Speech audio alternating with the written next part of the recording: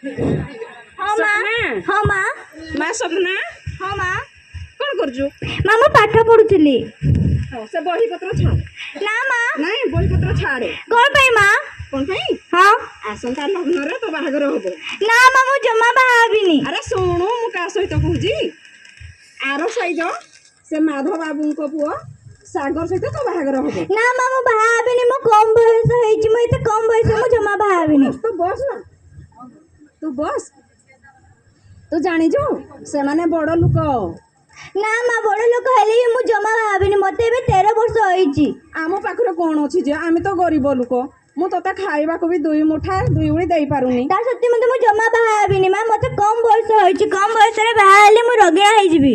ना मु किछि सुनिबि नै तू तो बाहागर हबो। माँ ना मु बाहाबिनी जमार माधव पुओ को कथा देछि तू बाहागर हबो गला मुह फुलेगिरी पळेला हेले भी मु कथा देइ जे माधव बाबू को बाहागर करबी।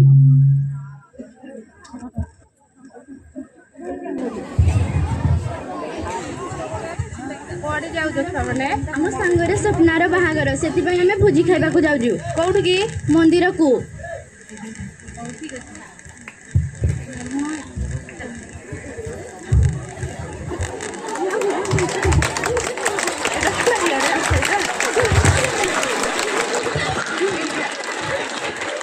ये पाइला मनीषा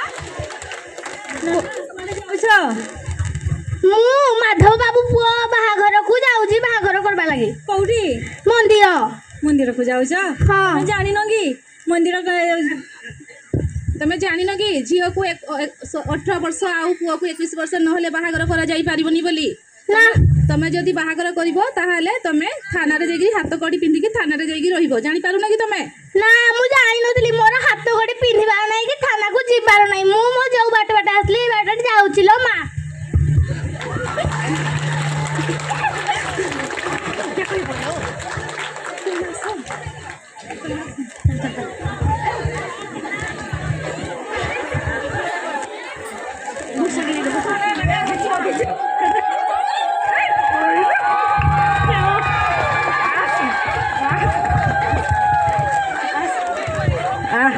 तते आज मु बाहागर करेबी ठिया हो सेठी कह।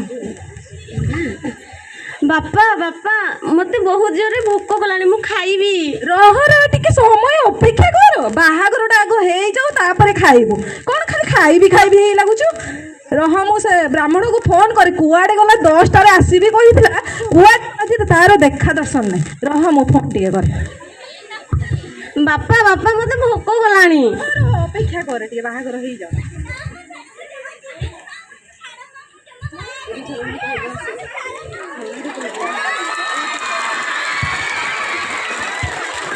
ନାଇଁ ନାଇଁ ଆସୁମା ସେମାନେ ବଡ଼ ଘର ଲୋକ ତୁ ବାହାଘର ହେଲେ ଖୁସିରେ ରହିବୁ।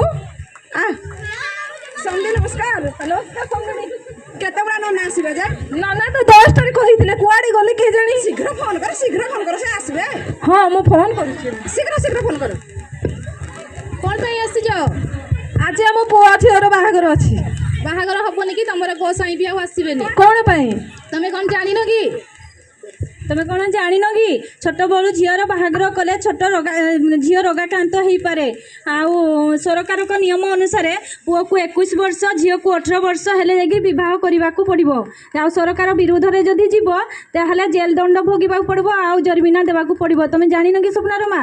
ନା ନା हम एसडीरे तृतीय बैठक सब बैठक तो आलोचना करा जाउछि तो तमे ए विषय जानि कि भूल करूछ केमिति? ओहो तृतीय बैठक रे सब विषय रे आलोचना करा जाउछि ना? ହଉ ହଉ ଠିକ୍ ଅଛି ତାହେଲେ ମୁଁ ଟିକେ ଜାଣିନଥିଲି ମୋ ଆଖି ଖୋଲିଦେଲ ତମେ ମାନେ। ହଉ ଆମେ 18 ବର୍ଷ ଝିଅକୁ 21 ବର୍ଷ ପୁଅକୁ ଆମେ ଅପେକ୍ଷା କରିବୁ। ଠିକ୍ ଅଛି ଆମେ ତ ବାହାଘର ଠିକ୍ କରିସାରିଛେ କିନ୍ତୁ ଆଗ ପାଠ ପଢ଼େଇବା ତାପରେ ଏମାନଙ୍କୁ ମଣିଷ କରାଇବା ବୟସ ଠିକ୍ ହେଲେ ସମୁଦୁଣି ଆମେ 2 ଜଣଙ୍କୁ ହିଁ ବାହାଘର କରାଇବା ଆଉ ଅନ୍ୟ କୌଣସି ଆଡ଼େ ବାହାଘର କରାଇବାନି। ନାଇଁ ନାଇଁ ଆମେ